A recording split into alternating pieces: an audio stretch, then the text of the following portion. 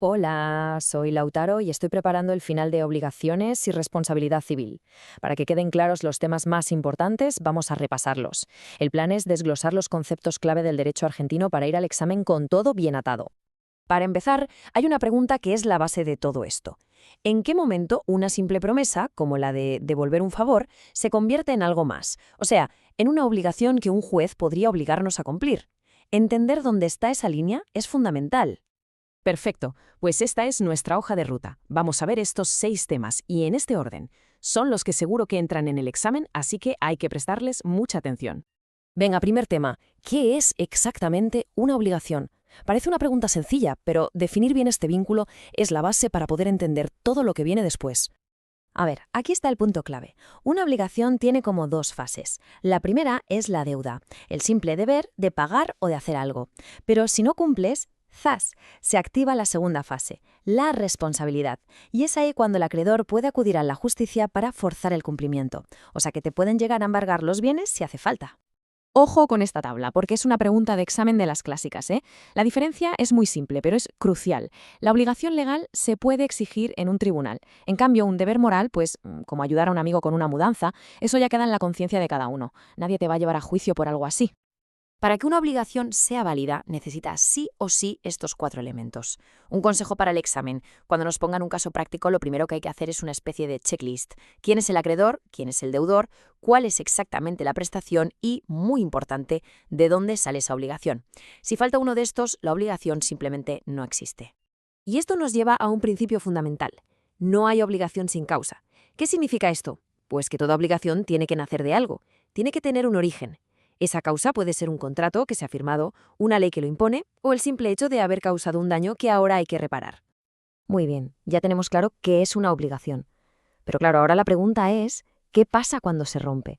Cuando alguien no cumple, o peor aún, le causa un daño a otra persona. Justo en ese momento es cuando entra en juego la responsabilidad civil.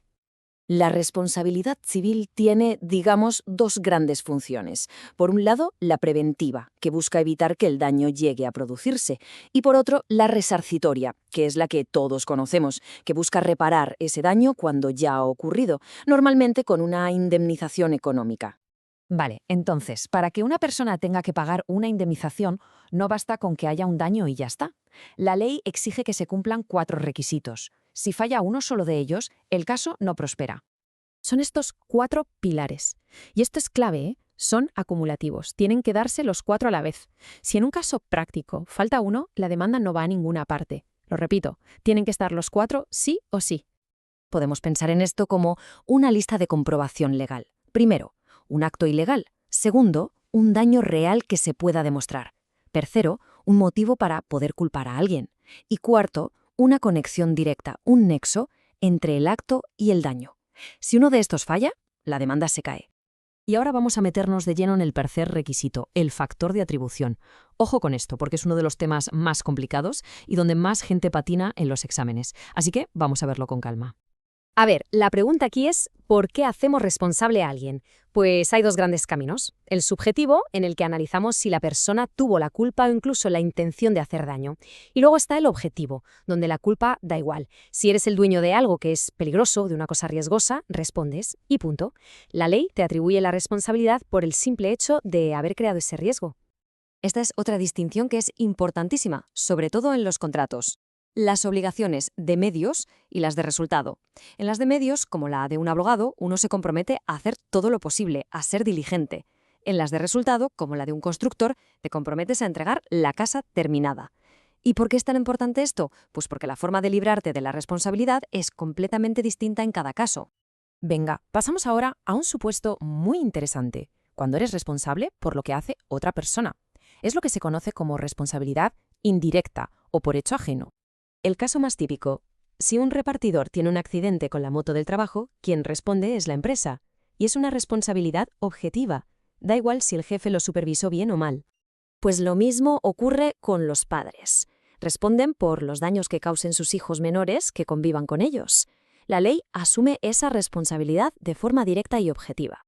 Y por último, la responsabilidad por el riesgo de las cosas. Si eres el dueño de un coche, eres responsable del daño que cause. Da igual si conducías con el máximo cuidado o no, la ley presume tu responsabilidad por el simple hecho de ser el propietario. Es un caso clarísimo de factor de atribución objetivo. Y ya para ir terminando, vamos a ver muy por encima otras fuentes de las que nacen obligaciones que no son ni los contratos ni los delitos. La ley las crea para evitar situaciones injustas. A veces se las llama cuasicontratos. Son situaciones como la gestión de negocios o el enriquecimiento sin causa. El ejemplo más fácil: si el banco te ingresa dinero por error, nace la obligación de devolverlo. Son mecanismos que crea la ley para mantener un equilibrio y que todo sea justo. Y todo esto nos deja con una pregunta final para reflexionar, de esas que te pueden plantear en un examen oral. Si el objetivo de la ley es reparar el daño por completo, ¿podría haber un límite? ¿Qué pasa si una indemnización es tan grande que lleva a la quiebra a una empresa? ¿O cómo se imparte justicia cuando el daño lo causa un grupo de personas anónimas? Estos son los debates de hoy en día en el derecho de daños, que nos demuestran que la búsqueda de la solución justa, pues nunca se acaba.